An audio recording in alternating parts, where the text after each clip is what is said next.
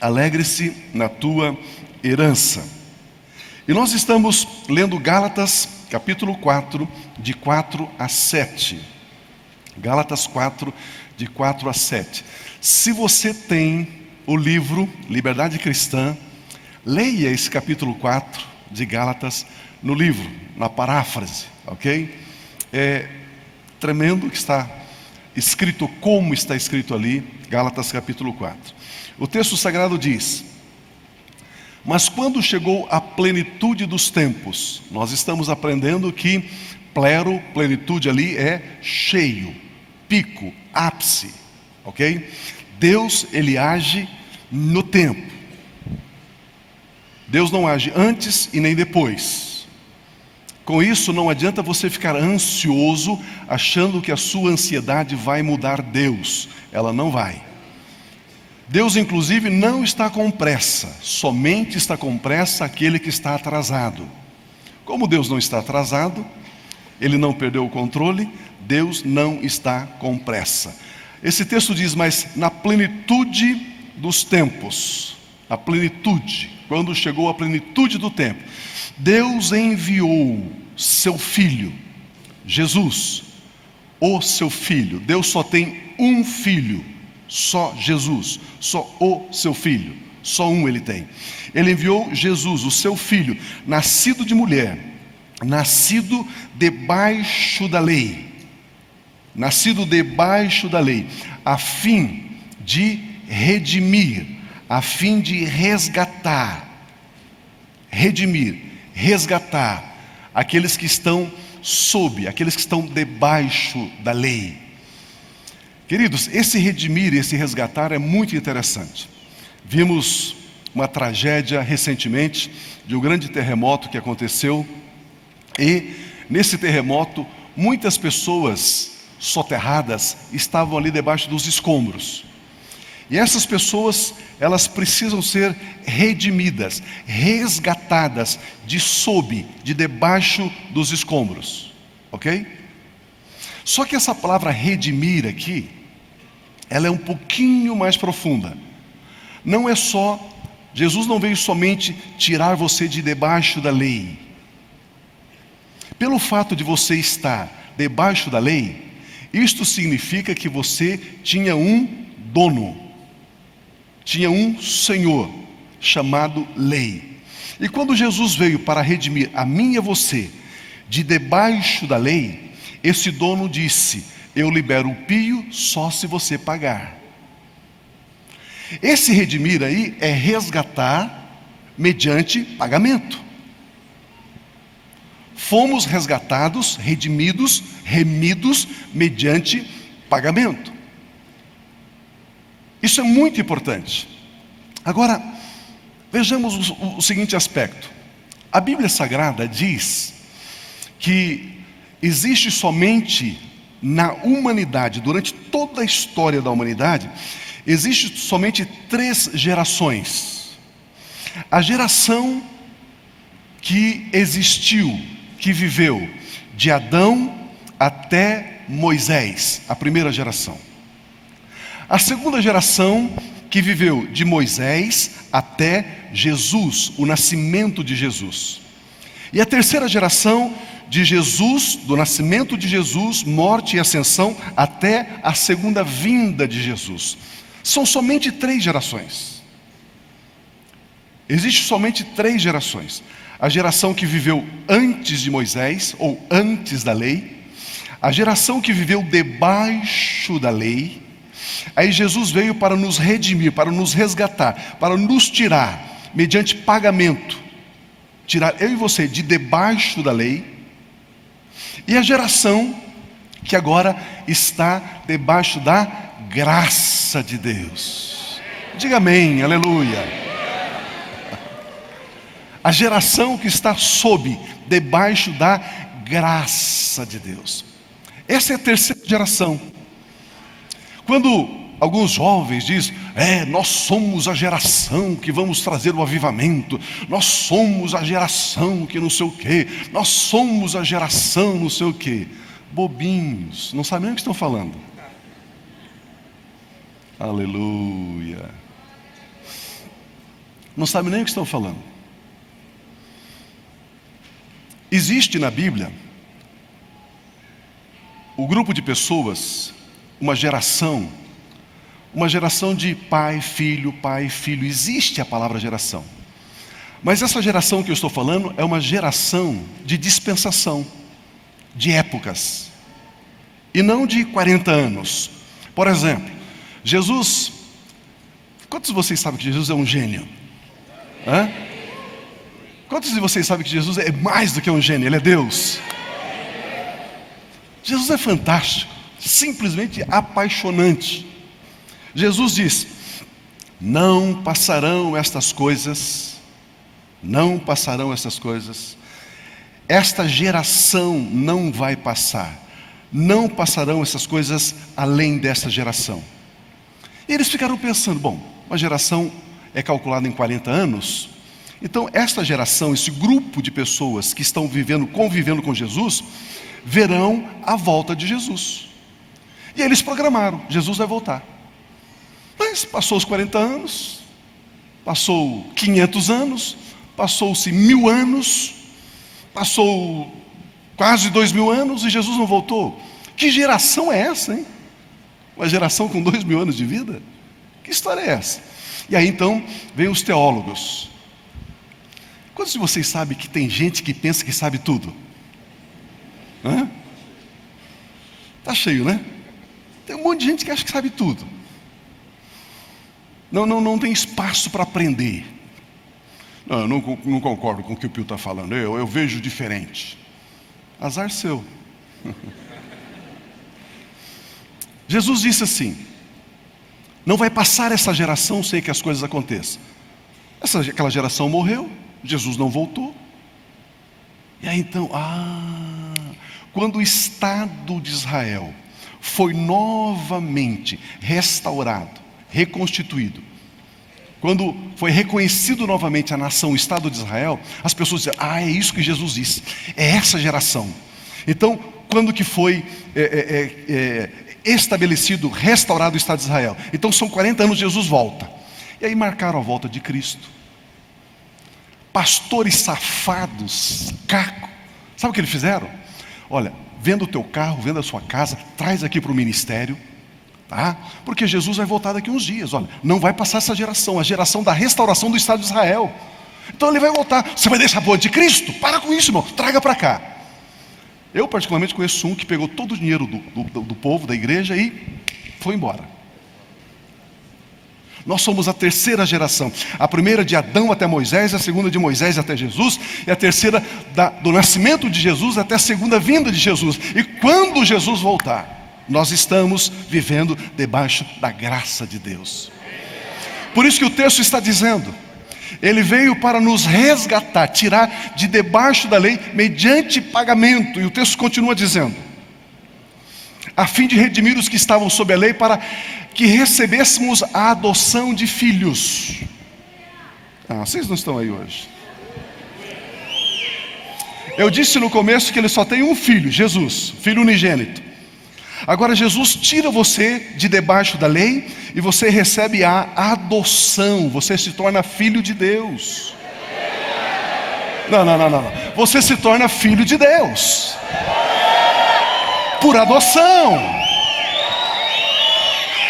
Aleluia.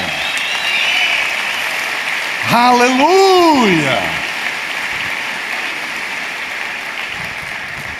Mas pense comigo, raciocine comigo. Pio, você disse que a lei é um Senhor. E Jesus nos tirou de lá mediante pagamento. Para que fôssemos adotados por Deus, como filhos de Deus. Se eu desejo ficar debaixo da lei, desse senhorio chamado lei, então eu não posso ser filho de Deus? Bingo.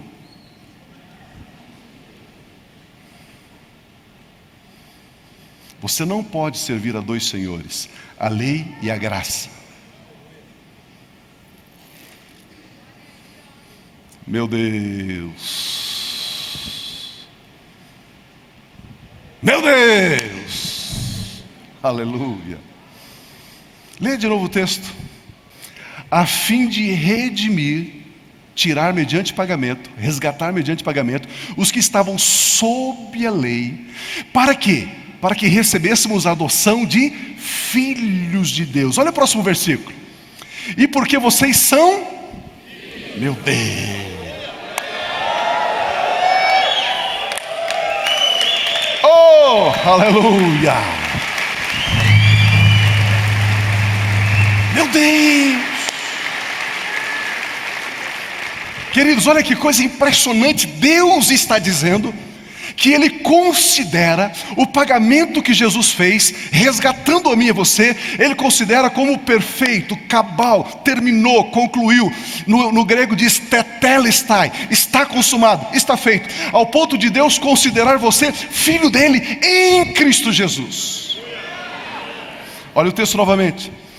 E porque vocês são filhos, Deus enviou o Espírito Santo, o mesmo Espírito Santo que estava sobre Jesus, o Espírito do seu Filho, Ele enviou ao coração de vocês.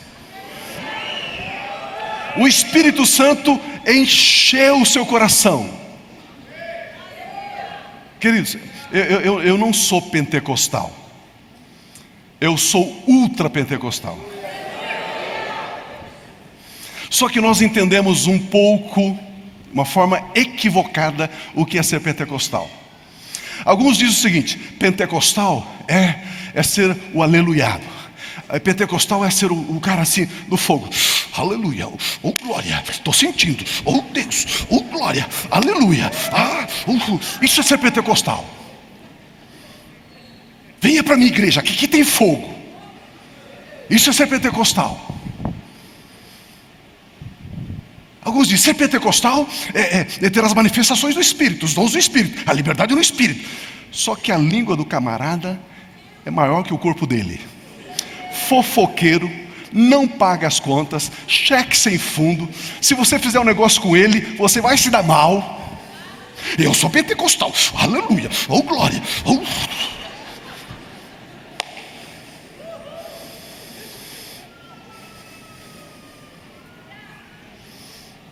Olha o que o texto diz. E porque vocês são filhos, Deus enviou o Espírito Santo, maiúsculo, que esteve sobre Jesus no coração de vocês. E Ele clama: Abba, Pai, Papai, meu Pai. Queridos, o máximo que o povo judeu conseguia se aproximar de Deus era dizendo que Abraão era o pai deles. O máximo era Abraão. Abraão, o nosso pai, o pai Abraão.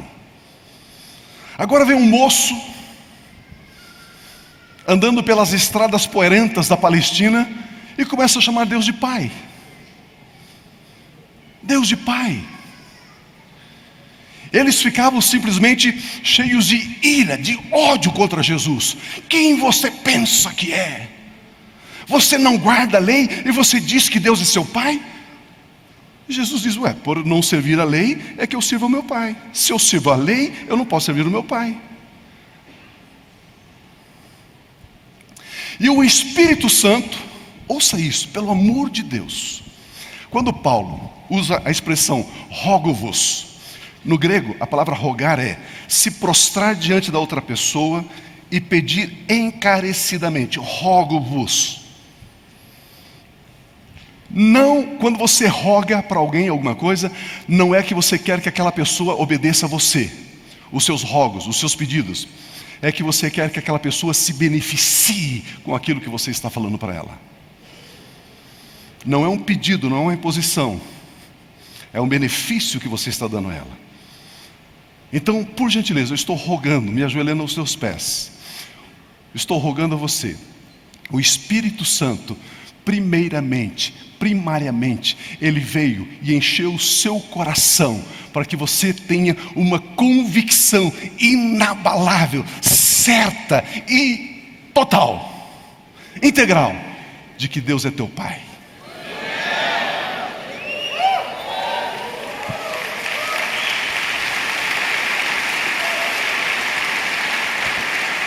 Aleluia. Aleluia. O Espírito que habitou em Cristo Jesus foi derramado em nossos corações. Por gentileza, mais uma vez o texto. Foi derramado em nossos corações.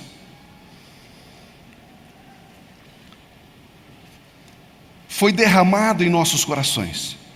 Não é impressionante isso? Para quê? E ele clama: Abba, Pai, Papai. E aí você tem certeza que Deus te ama. João, ele escreve 5 vezes no Evangelho de João: eu sou o discípulo que Jesus ama.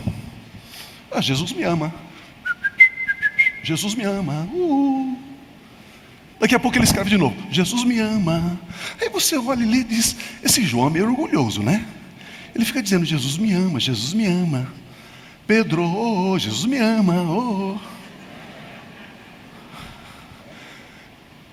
Qual é a importância de você saber que Jesus ama você? Porque isso é muito relevante. Sabe por quê? Pergunta para mim, por quê? O pessoal da galeria não perguntou. Pergunta por quê? Porque se você sabe, se você está convencido, convicto de que Ele te ama, não importa o problema, a luta, a adversidade, a necessidade, não importa as circunstâncias, você sabe que Ele te ama. Deixa eu explicar melhor. O seu relacionamento com Deus não depende das circunstâncias. Você sabe, e você sabe, e você sabe, e você sabe, e você sabe que Ele te ama. Uau! Não fica mais gostoso? Ele colocou o Espírito dele. Olha o versículo 7, 6 ou 7? 7. Assim, você já não é mais escravo, meu Deus, mas filho. E por ser filho, Deus também o tornou o quê? Tornou o quê? Você é o quê?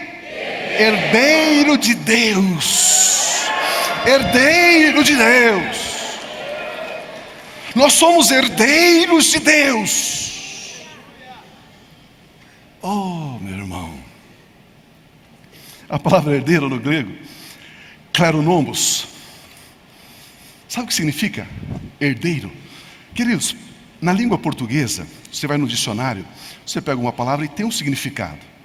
Mas essa mesma palavra, no dicionário de teologia, ele tem um outro significado. Esta mesma palavra, no dicionário de filosofia, ele tem outro significado. E às vezes nós pegamos a Bíblia e lemos a Bíblia, os termos bíblicos, as palavras, e interpretamos como se fosse a língua portuguesa, uma literatura da língua portuguesa. Só que nós estamos lendo teologia. Por isso que a palavra justiça para nós fica difícil de ser entendida, porque justiça para nós é penalizar, é punir. Mas justiça para Deus é: a pena já foi paga, Ele está livre de condenação. Isso é justiça. Assim como herdeiro. Sabe o que significa herdeiro? Herdeiro de Deus significa Deus, Ele dividiu o que Ele possui, Ele designou uma porção para você. Ele inseriu você em tudo que Ele é, em tudo que Ele tem, em tudo que Ele pode, e diz: este é o seu legado, essa é a sua porção, você é meu herdeiro. Com o propósito de tornar você tão digno, ao ponto de se parecer com Ele. Meu Deus! Herdeiro de Deus. Se você sabe disso, isso muda a sua oração. Isso muda a sua oração. Se você sabe que você é herdeiro, você ora pedindo a Deus, sabendo que aquilo que você está pedindo já é seu.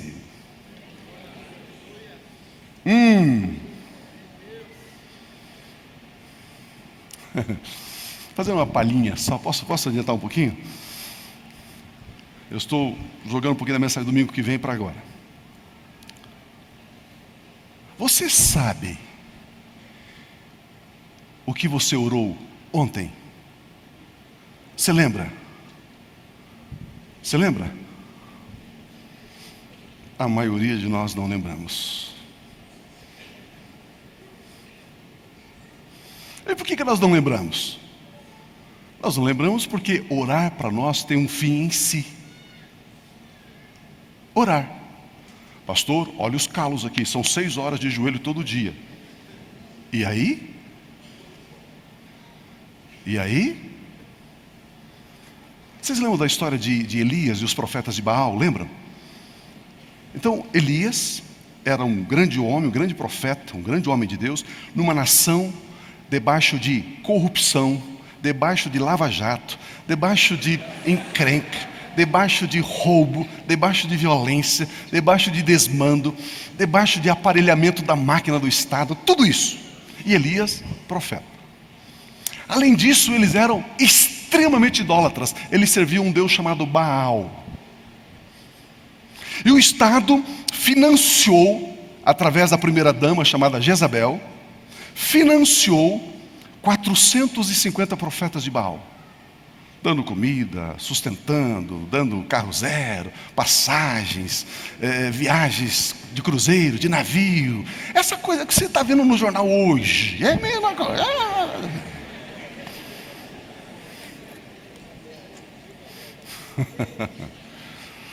E aí então esse profeta falou assim: não, isso está errado, isso está errado, isso não está certo. E aí ele disse: vamos fazer um debate. Vocês, profetas de Baal, invoca Baal. Vamos fazer um altar de sacrifício. Vamos colocar aqui as pedras, madeira, e vamos colocar um bezerro. Um bezerro aqui em cima. Só que ninguém coloca fogo. Vamos orar, e se Baal é Deus, ele vai responder com fogo. Depois eu vou fazer a mesma coisa. Eu vou fazer um altar, colocar ali a lenha, colocar o cordeiro ali, o bezerro ali em cima, e vou pedir fogo para Deus. Aquele que responder com fogo, esse é Deus. Feito, feito. Então, apertar as mãos e vamos fazer. A Bíblia diz que os profetas de Baal começaram de manhã. Baal, eu sinto a sua presença, aleluia, Baal, manda fogo, manda fogo, e tal, das 8 da manhã até meio-dia. E nada aconteceu. Nada aconteceu. O profeta foi lá, restaurou o altar, colocou as pedras, cada uma simbolizando uma das 12 tribos, colocou a lenha, colocou o novilho lá em cima. A escassez era água. 3 anos e meio sem chover. Não tinha chuva. O que ele disse? Aonde é que tem uma fontezinha de água? Ah lá. Então enche e encharque a lenha, faça um rego ao redor do altar, encha de água e deita água, e muita água. E aí ele disse assim: Deus, eu sou teu filho, Deus. Eu sou herdeiro, Deus. Deus, manda fogo! E o texto diz que imediatamente veio fogo do céu e queimou a lenha, queimou o holocausto, lambeu a água, fez tudo. Imagina o seguinte: se tem água, se você esquenta a água, o que ela faz? Ela evapora. Não evapora? Evapora. Eu já volto no pensamento. Ele sai dali, diz para o moço: olha para a banda do mar e vê se você vê alguma coisa. Não tem nada. Não tem nada. Não. Na 7ª vez tem uma nuvem, do tamanho da mão de um homem. E de onde que surgiu essa nuvem? Do fogo com a água. Aquela água evaporou e fez uma nuvem.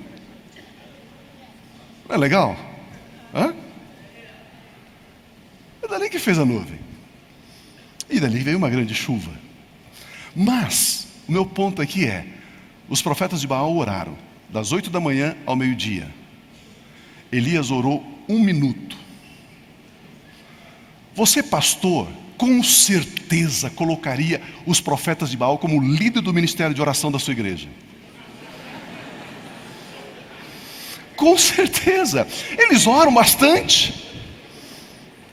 Eles oram a manhã toda, e tal, e não sei o que, e tal. E a Bíblia diz que eles se flagelavam, se batiam. Elias orou 1 minuto. Não, Elias não vai ser líder do ministério de oração da minha igreja nunca. Ele só ora 1 minuto. Homem de oração, mulher de oração, não se conhece pelo tempo em que eles passam orando, mas pelas respostas que eles colecionam.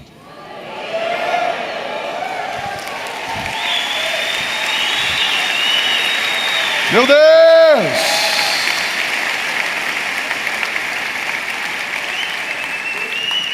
Tiago capítulo 5, versículo 17 diz, Tiago 5, 17. Olha que texto impressionante. Portanto, Tiago 5, 17. Portanto, confessem os seus pecados uns aos outros e orem uns pelos outros para serem curados. E a parte final. A oração de um justo é o quê? Poderosa e eficaz. A oração de um justo é o quê? Por que eu e você somos justos? Porque Jesus nos justificou. Se Jesus justificou você, Ele pagou a sua dívida, você é justo, você não deve mais nada, e Deus sabe que você não deve mais nada, você é justo. Então, meu irmão, a sua oração, ela é poderosa e ela é eficaz. Só que quando um justo ora, ele não ora pedindo, Deus, por favor, Deus, será que, Deus, dar-se o caso. O justo ora tendo certeza, tendo consciência que ele está desfrutando da herança. Vocês não entenderam? Não é favor nenhum Deus responder a sua oração. É seu direito ter a resposta da oração. Meu Deus, nem sei por que eu estou falando isso. No Velho Testamento, Deus estava com as pessoas para protegê-la. Vimos na ministração anterior. Davi diz, ainda que eu ande pelo vale da sombra da morte, o Senhor está comigo. Mas no Novo Testamento, Deus ele não está mais ao nosso lado. João 14, 21 diz, João 14, 21, aquele que conhece, aquele que tem os meus mandamentos, aquele que conhece, no grego, echo ou eco, possuir, ter, os meus mandamentos e os guarda, e os obedece. Obedecer aqui, guardar. A palavra mandamento aí é vontade de Deus, não é lei, é vontade. Aquele que conhece os meus mandamentos, aquele que conhece a minha vontade, aquele que guarda a minha vontade, esse é o que me ama. Aquele que me ama será amado por meu Pai, e eu também o amarei e me revelarei a ele. Próximo versículo. Então Judas, não o Iscariotes, disse, Senhor, mas por que te revelarás a nós e não ao mundo? Olha o que Jesus disse, o próximo versículo. Respondeu Jesus, se alguém me ama, guardará, obedecerá a minha palavra, a minha vontade. Vai amar a minha palavra, amará a minha vontade. Meu Pai o amará, e nós viremos e ficaremos do ladinho dele. Nós viremos e faremos nele habitação, nele morada. Então o Senhor, que é o teu pastor, Ele não está do seu lado, Ele habita em você. Você é casa de Deus, morada de Deus. Você é templo do Espírito Santo. O Espírito Santo manifesta em você a presença do Pai e a presença do Filho no seu coração. O anjo do Senhor acampa ao seu redor. O seu nome está escrito no livro da vida. Você tem a vida eterna. Você é filho de Deus. Você é uma potência. Você é uma pessoa extraordinária. Você é sal da terra. Você é luz do mundo. Você é todo poderoso naquele que te fortalece. Aleluia. Aleluia.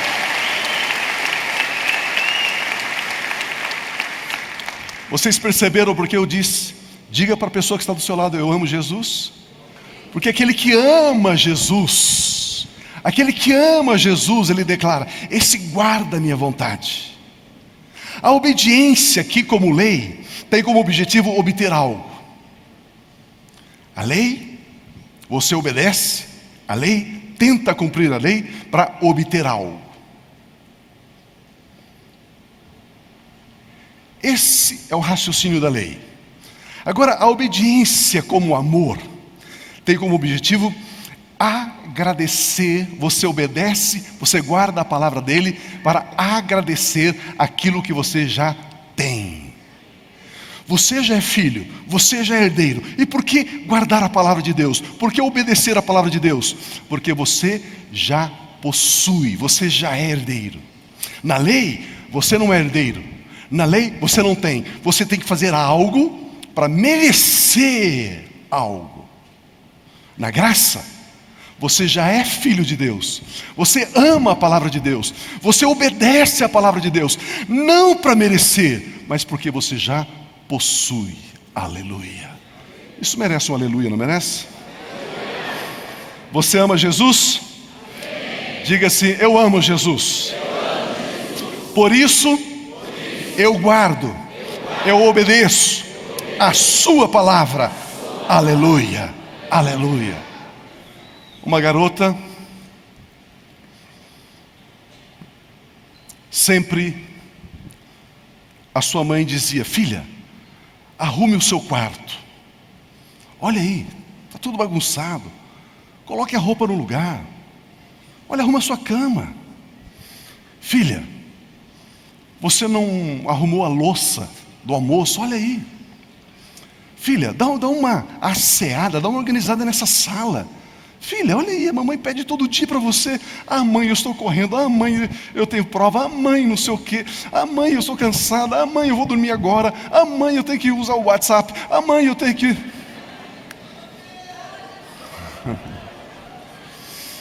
E a mãe fala, pede, exige, obriga. E a filha não faz. Um dia, a mãe chega em casa e a sala arrumada. Ela olha a cozinha perfumada. Ela abre a porta do quarto, dá uma olhadinha no quarto. O quarto perfeito, arrumado, tudo perfeito. E a mãe diz: filha, o que aconteceu? Como assim, mãe? Você arrumou toda a casa? Claro, mamãe, o meu namorado vem hoje aqui.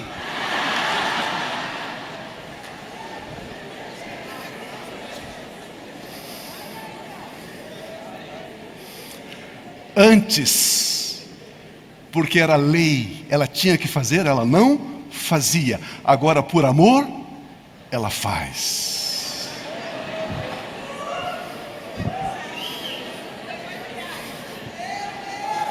Meu Deus! Por amor é mais fácil. Romanos capítulo 5, versículo 5. A esperança não nos decepciona, porque Deus derramou, aleluia.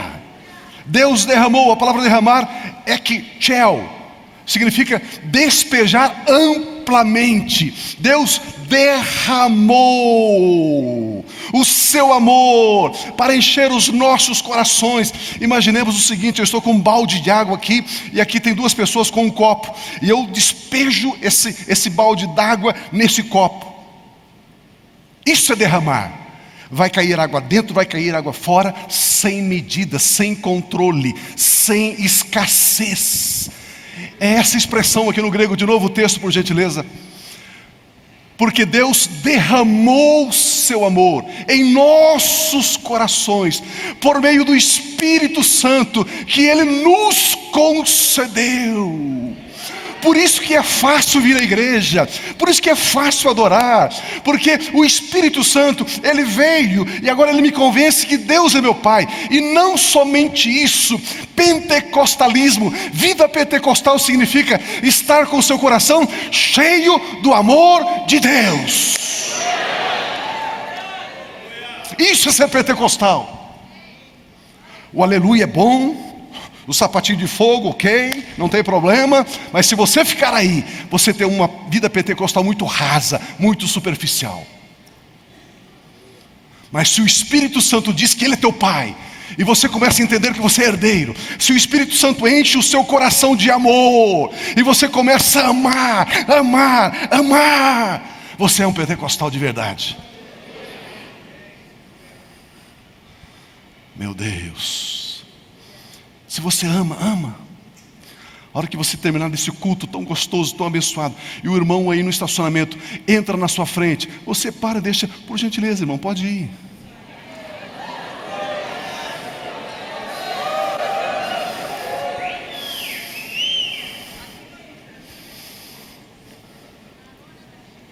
Meu Deus.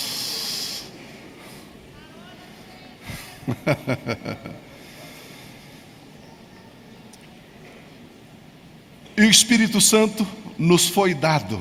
A palavra aqui, entregar, dar, didome no grego, dar algo a alguém de livre, espontânea vontade para a sua vantagem. Meu Deus! De novo o texto. Olha que texto lindo. Por meio do Espírito Santo que Ele nos concedeu, que Ele nos deu. A palavra conceder ali, ou dar no grego, significa didome. Didome é dar algo a alguém de livre e espontânea vontade. Deus deu o amor dele, o Espírito Santo, para encher o seu coração. O amor do próprio Deus, Ele deu a você de livre e espontânea vontade para a sua vantagem, para o seu benefício.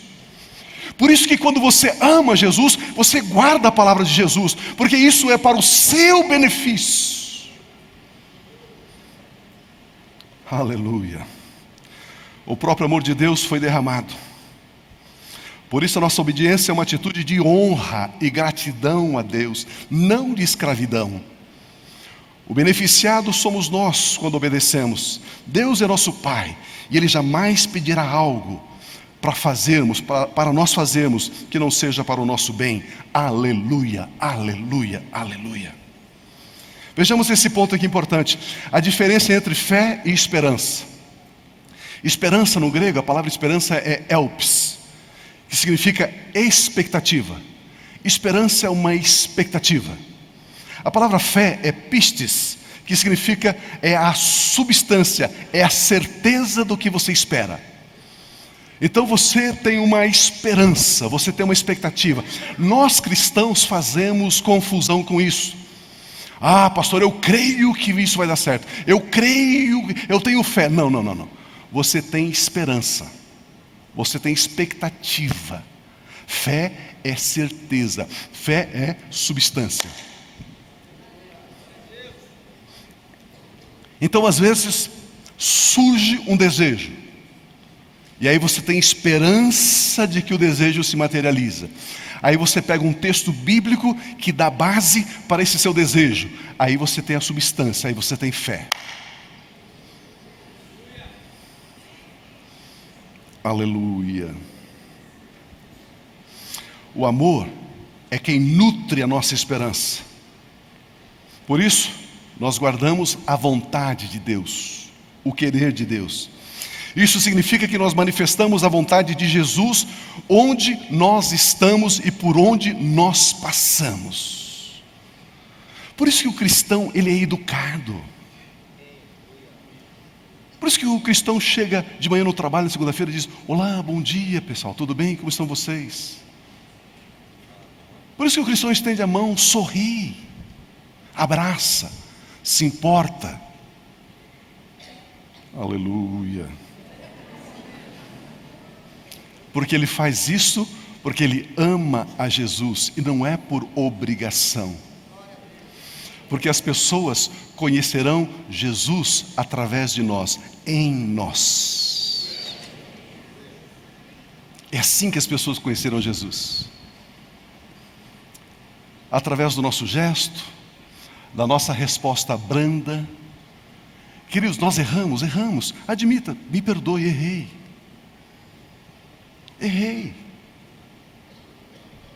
E aí as pessoas conhecerão Jesus através desse nosso gesto. Você é funcionário? Seja o melhor funcionário. Chegue no horário.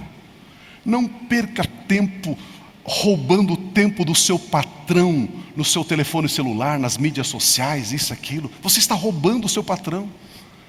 Você não foi contratado para ficar conversando com amigos e mandando mensagem, não sei o quê.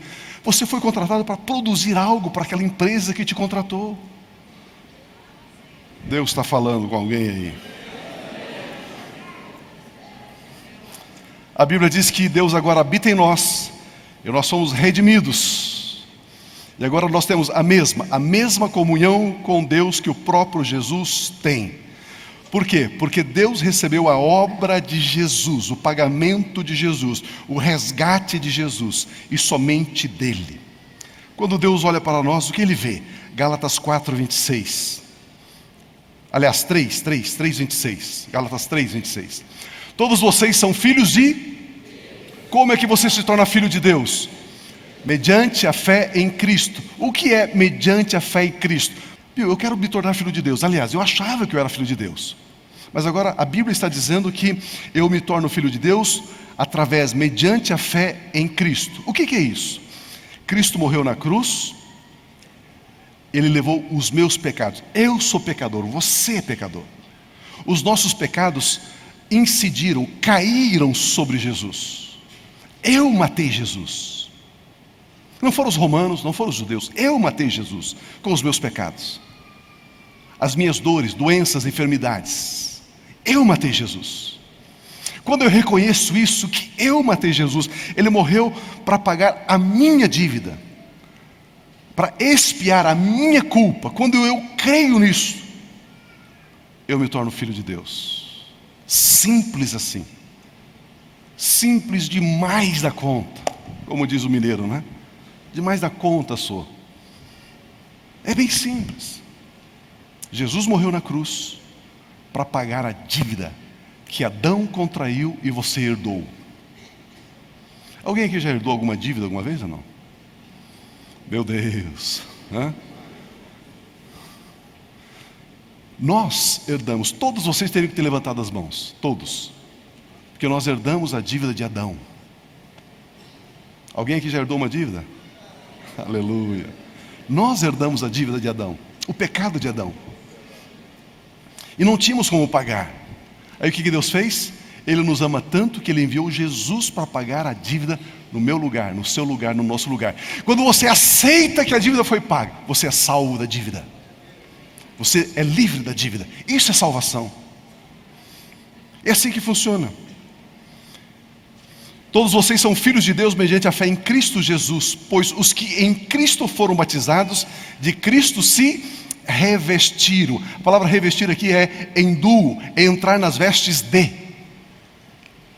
Você tira a veste de lamento, as vestes de tristeza, as vestes de angústias e de um espírito angustiado, e agora você veste as vestes de Jesus. E quando você chega na presença de Deus, Ele olha para você, Ele vê você como Ele vê o próprio Filho de Deus, o próprio Filho dele, Jesus. Porque inclusive nós temos as mesmas vestes. Meu Deus. O texto diz que nós estamos revestidos de Cristo. Graças a Deus por isso. Vocês se lembram daquela história? Vocês lembram da história de Davi e Golias? Lembram? Aqueles que não têm ainda esse pano de fundo histórico, esse background aí de história bíblica. Tinha um rei em Israel chamado Saul. Uma nação se levanta contra Israel e começa a brigar. A nação dos filisteus. E aí, em uma dessas batalhas, os filisteus tinham um gigante chamado Golias, um homem forte, poderoso, experimentado na guerra. E eles fizeram a seguinte proposta. O rei dos filisteus fez a proposta para o rei dos israelitas: pegue o seu melhor soldado e guerreia contra o meu gigante, o meu melhor soldado. Aquele que perder, então se torna vassalo, se torna escravo um do outro. Se eu, o meu gigante, vencer você, Saul, seu soldado, você é nosso escravo. Se por acaso Saul, você, o seu soldado, vencer o meu soldado, nós nos rendemos a você. E aí todo mundo não precisa brigar, não precisa matar muita gente, só os dois. Tá bom? Tá bom. Aí vinha lá o filisteu, ei Saul, manda lá o seu homem forte, vê se tem alguém aí. E ficava desafiando, dia após dia, após dia, após dia. Vem Davi levar comida para os seus irmãos. Ele vê aquela cena e diz, mas ninguém vai lutar com ele? Não tem ninguém corajoso. Então eu vou lutar. Aí levaram a história para o rei. Rei, tem um menino, um adolescente de 17 anos, que diz que vai lutar. O rei falou, você é louco, para com isso. Mas como ele não tinha opção, e a Bíblia diz que quem não tem cão casa com gato, né? Então, vamos mandar esse menino, porque já são 40 dias de confronto e ninguém se levantou para lutar contra Golias. E aí Davi diz, não, deixa que eu vou. Aí o rei inseguro, imagina, né?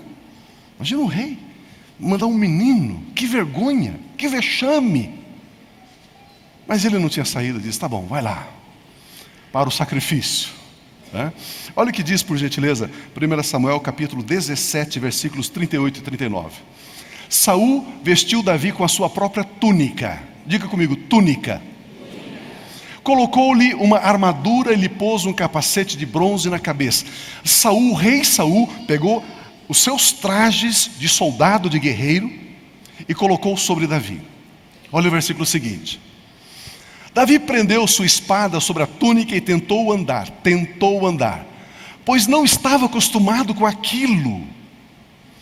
E disse a Saul, não consigo andar com isto, pois não estou acostumado. Então tirou toda aquela coisa, tirou tudo aquilo de sobre o seu corpo. Você conhece a história?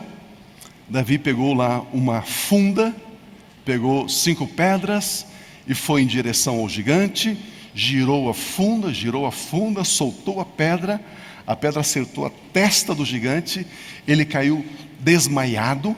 Quando ele cai no chão desmaiado, Davi corre, arranca a própria espada do gigante e corta a cabeça dele. E Davi venceu. Uau, que coisa tremenda.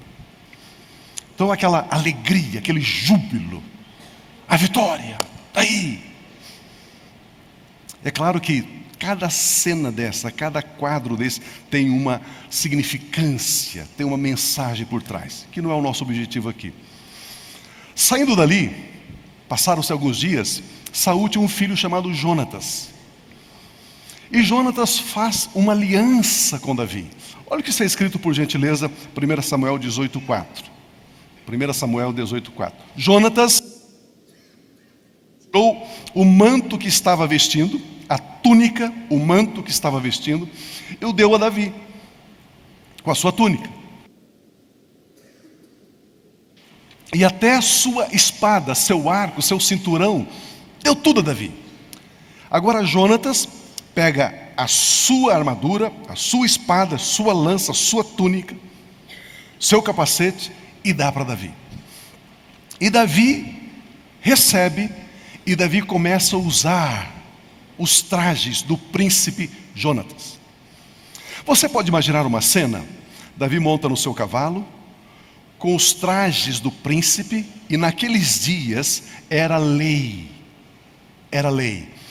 A realeza usava uma cor nas suas vestes que só a realeza podia usar. Nenhuma pessoa do povo poderia usar aquela cor, somente a realeza. E se alguém do povo intentasse ter uma roupa com a cor da realeza, ele era morto. Davi pega os trajes da realeza, a roupa do príncipe, põe, veste. Isso significa, em primeiro lugar, que a complexão física, o porte físico de Davi era igual ao porte físico de Jonatas.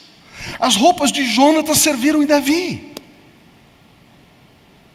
E quando Davi saía, o povo olhando Davi pelas costas, o povo pensava e dizia: ali vai Jonatas, ali vai o príncipe. Olha por gentileza Efésios, capítulo 6, versículo 11. Vistam toda a armadura de...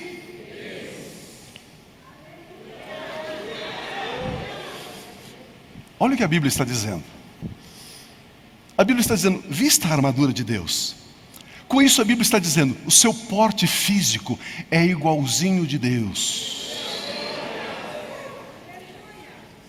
Agora você veste a túnica, o capacete, o texto continua dizendo, a espada do Espírito, calça os pés com as sandálias da preparação do Evangelho da Paz, o escudo da fé, o cinturão da verdade, e você toma a armadura de Deus. Aí você está andando com a armadura de Deus. Os demônios veem você pelas costas, os demônios olham para você e dizem o quê? Ali vai Deus!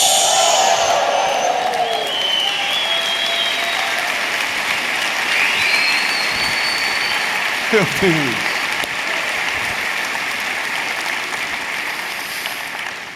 Queridos, isso significa que você é filho, que você é rei, que você é sacerdote, que você tem permissão de usar as cores da realeza.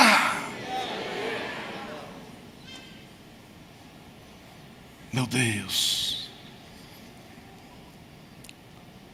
Eu e você somos mais do que servos.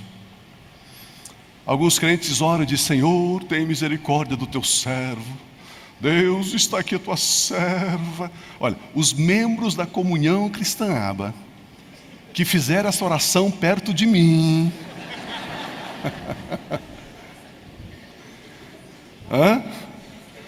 Senhor, aqui está a tua serva, coitadinha dela, humilde, Senhor, quebrantada, desgraçada, desdentada, descabelada.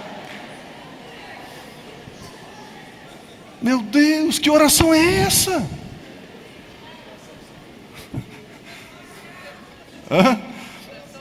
Oração sofredora, meu Deus. João capítulo 15, versículo 15. Jesus, Deus, Ele olha para mim e para você e diz assim: já não os chamo servos. Por quê? Porque o servo, ele não sabe. Qual é a característica do servo? Não saber. Qual é a característica do servo? Ignorar, desconhecer. Quando você diz assim: Senhor, aqui está o teu servo, a tua serva, você diz: eu sou ignorante, tapado, burro, cego. É isso que você está dizendo, porque a Bíblia está dizendo que o servo, ele não sabe. O que rotula, o que carimba, o que estigmatiza o servo, ele não sabe. Olha o texto. O servo não sabe o que faz o seu senhor. Em vez disso, eu os tenho chamado de... Opa! Eu os tenho chamado de amigos, porque tudo o que ouvi de meu pai, eu lhes tornei conhecido. Eu revelei para vocês, eu falei para vocês. Então você já não é mais servo, meu irmão, você agora já é amigo. Agora, imaginemos o seguinte: você está aqui, servo. Pio, mas a Bíblia não diz que nós somos servos? Sim. E uma etapa da sua vida, e um momento da sua vida, você é servo. Só que você não pode permanecer nesse status, nesse estado. Você não pode permanecer ignorante. Você precisa conhecer. Porque, e conhecereis a verdade, e a verdade vos libertará do quê? Do estado de servo. Se você conhece, você é livre. Você não é mais doulos no grego. Você não é mais escravo. Você não é mais servo. Agora você sabe. Se você sabe, você é amigo. Agora, imagina que você é amigo de uma pessoa e o pai dessa pessoa é muito rica. E aí, esse filho, ele é herdeiro. Por você ser amigo, você vai herdar alguma coisa? Não. Você é amigo de um herdeiro. Você é somente amigo de um herdeiro. Dá uma olhadinha, por gentileza, João, capítulo 20, versículo 17.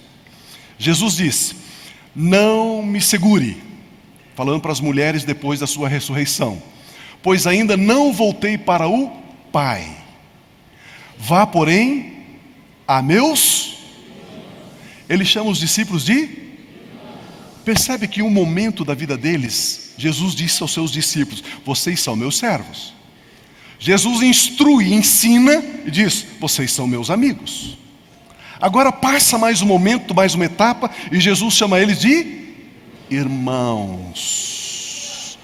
Se de fato somos irmãos de Jesus, e somos de fato irmãos de Jesus, nós somos filhos de Deus. Se nós somos filhos de Deus, nós herdamos, somos herdeiros de Deus. E se somos herdeiros de Deus, nós somos co-herdeiros com Jesus Cristo. Você consegue ver esses estágios? Você precisa se comportar como filho, como filha. Saber que você é herdeiro de Deus, você é herdeira de Deus. Esta é a verdade.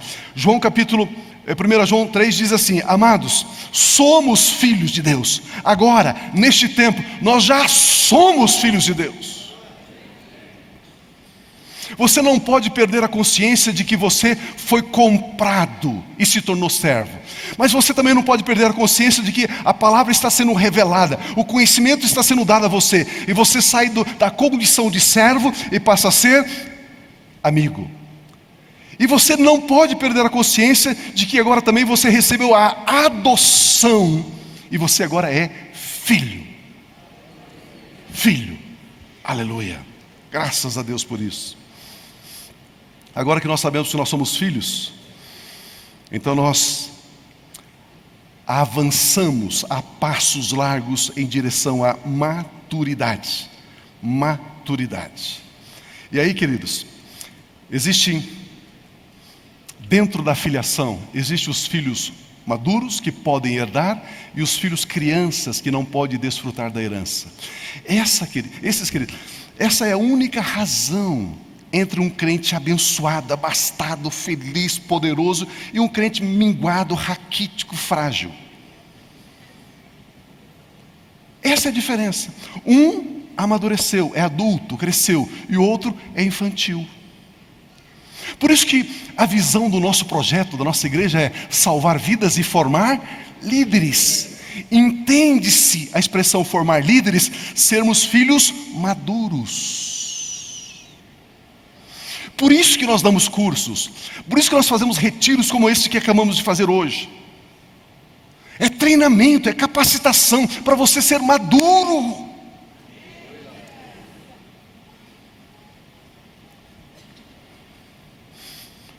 Porque se permanecermos ignorantes, a gente não sai do nível, do status de servos. O que é que me dá essa maturidade? O conhecimento. Quer ver uma coisa? E 2 pensamentos para encerrar. Bem interessante, vale a pena. Vale a pena. A palavra de Deus, ela nos diz, em 1 Coríntios capítulo 11, algumas pessoas dizem assim para mim: pastor, eu não posso concordar com essa igreja. Por quê, irmão? Porque vocês fazem um apelo, as pessoas vêm, confessam Jesus, aceitam o perdão dos seus pecados, e logo a seguir vocês dão ceia, a santa ceia para eles. Não pode, pastor. Não pode, pastor. A Bíblia diz que se alguém participar da ceia indignamente, é culpado. Pastor, o senhor está levando essas pessoas à culpa. Você não pode. Pastor, ela tem que fazer um cursinho de 6 meses de batismo. Depois mais 2 anos para saber o que é ceia. Depois mais 3 anos para poder entrar na igreja. Depois... Pastor, você não pode fazer isso. E queridos, as pessoas que nos abordam são pessoas amadas. Existe zelo no coração delas.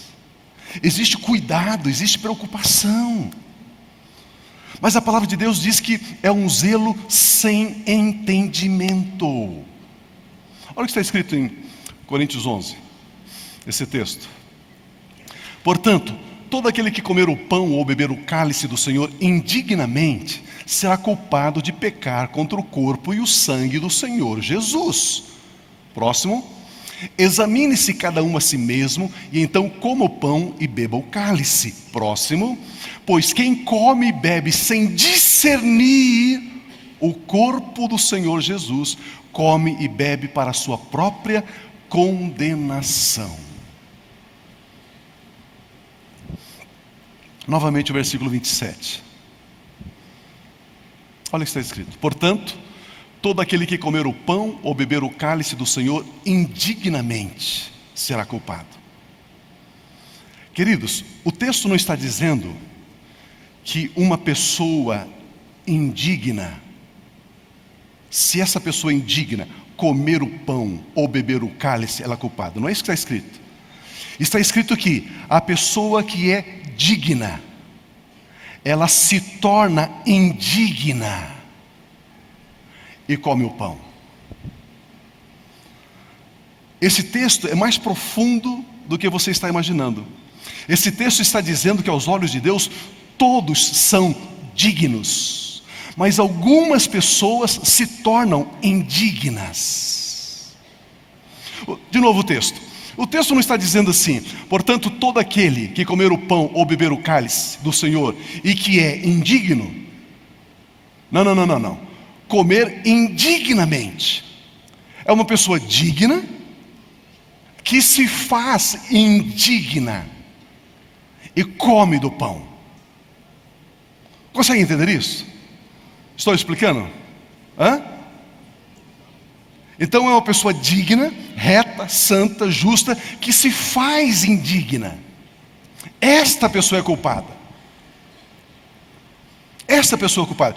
E quem é a pessoa que se faz indigna? Olha o versículo 28.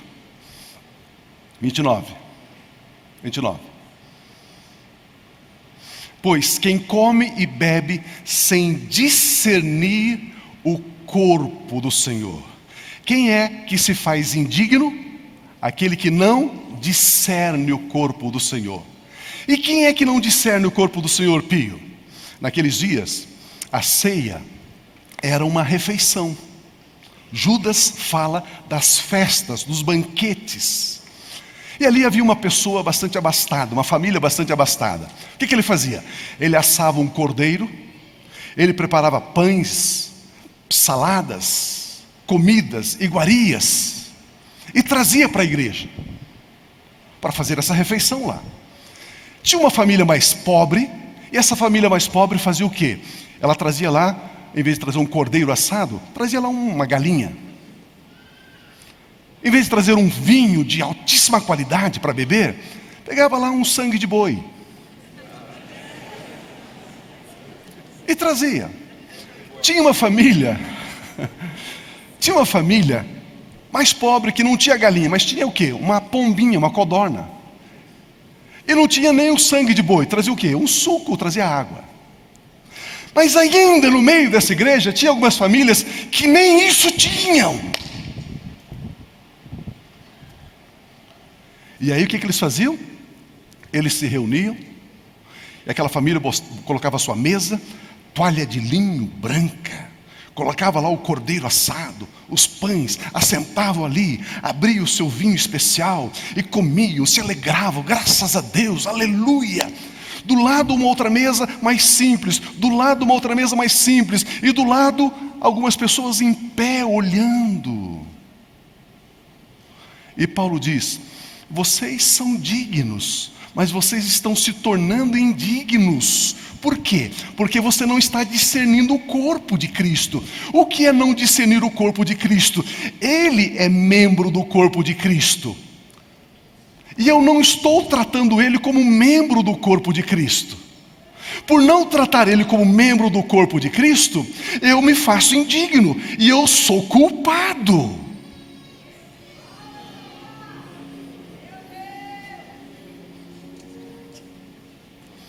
Por não honrar o meu irmão, por não partilhar um pouco daquilo que eu tenho, por não respeitar o meu irmão, por não olhar com carinho e com afeto o meu irmão, por não abrir um espaço na minha mesa e dizer: irmão, vem, sente-se comigo.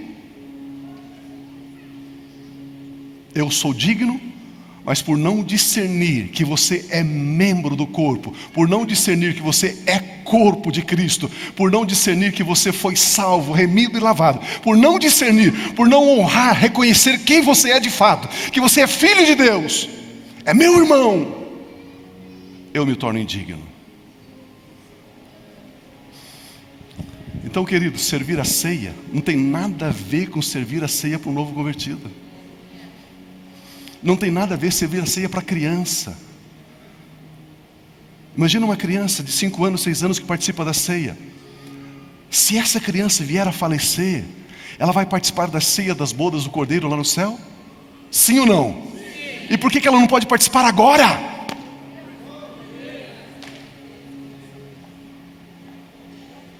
Meu Deus. E conhecereis a verdade?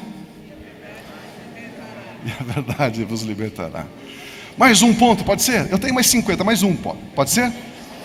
Mais um, só mais um. Mateus 6,19. Eu aprendi com o irmão esse texto aqui, bem legal. Mateus 6,19. Não acumulem, Jesus está dizendo, não acumulem para vocês tesouros na terra, onde a traça e a ferrugem destrói, e onde os ladrões arrombam e furtam. Não acumulem para vocês tesouros na terra. Olha o que a religião faz com a gente. Olha como a religião quer que você viva debaixo da lei, escravizado à lei. E você está passando por um momento difícil na sua vida, financeiro, econômico. Aí você olha para o outro irmão, a Bíblia diz, não ajunteis tesouro aí, ó. Comprou mais um carro. Agora o Pio comprou um avião. Está vendo? O Pio sobe no púlpito, prega uma coisa e vive outra. A Bíblia diz, e não ajunteis tesouro na terra. Está lá. Me explica esse texto, pastor. Me explica. Aqui, me explica.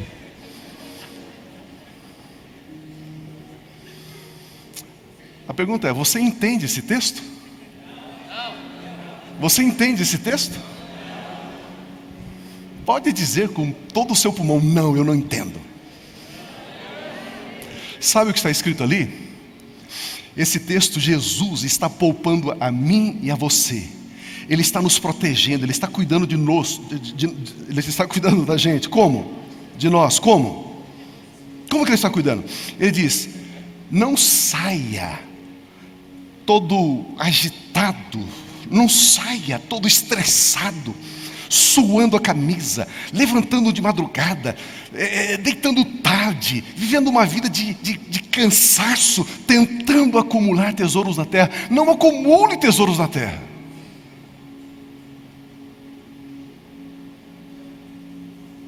E aí, Senhor, eu vou lhe dar os tesouros. Queridos, é isso que Ele está dizendo. É erro você priorizar riquezas e achar que com a sua capacidade, com a sua habilidade, com os seus diplomas, com toda a sua eloquência, com toda a sua vivacidade, sagacidade, você vai conseguir ter tesouro. Ele diz, não faça isso. Deixe que eu te abençoe. Deixe que eu te prospere. Deixe que eu te conceda abundância. Eu vou lhe dar os tesouros. Pare de achar que você consegue pela sua própria capacidade. Dependa da minha capacidade, diz o Senhor.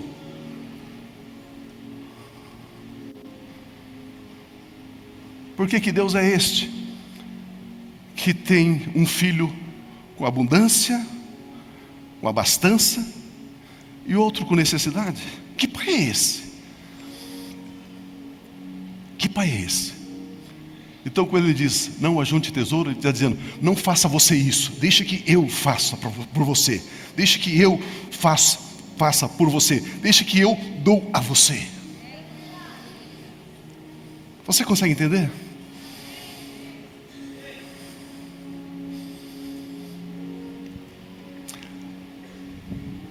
Um filho adulto é herdeiro e ele desfruta.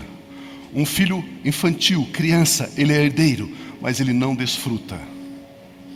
Não basta termos possessões, precisamos desfrutar delas. Não basta você ser herdeiro, você precisa se apropriar da herança. Josué capítulo 13, versículo 1 e 2, usamos no retiro várias vezes. Josué 13, 1 e 2. Um dos textos mais tristes da Bíblia. Sendo Josué já velho, de idade bastante avançada. Queridos, a Bíblia é um livro conciso, compacto, resumido. Se a Bíblia repete a mesma ideia duas vezes, porque é importante prestar atenção. Olha de novo o texto. Sendo Josué já velho, de idade bastante avançada, o Senhor disse a Josué, você já está velho, e ainda há muita terra para ser conquistada. Deus está dizendo, Josué, os dias estão passando, as épocas estão passando, eu te dei como herança essa terra, você já está velho e você não está desfrutando da herança que eu te dei.